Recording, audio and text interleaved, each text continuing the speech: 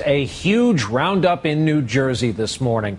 And tonight, nearly 4 dozen people, including 3 city mayors and 2 state legislators, are under arrest. Charges here include bribery, money laundering, and no one has seen anything quite like this case.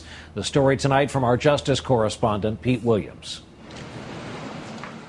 Federal agents started the roundup at 6 a.m., arresting mayors and state legislators in New Jersey and rabbis in a parallel case in New York, 44 in all. New Jersey's corruption problem is one of the worst, if not the worst, in the nation. Corruption is not only pervasive, it has become ingrained in New Jersey's political culture. Hello, Mayor.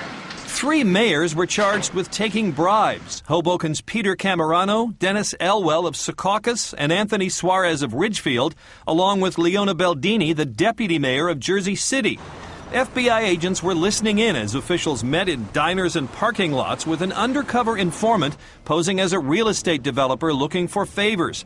It appears that whenever the informant waved around money, hands reached out to grab it. Some $650,000 in cash paid to city and state officials and go-betweens. Court documents say Hoboken's mayor was recorded telling the informant, "You're going to be treated like a friend."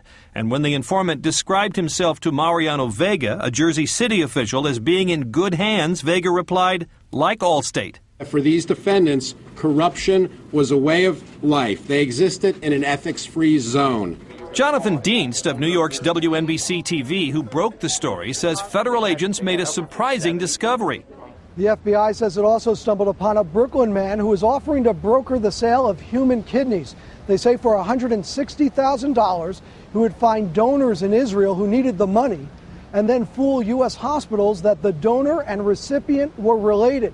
They say he'd been doing this for more than 10 years.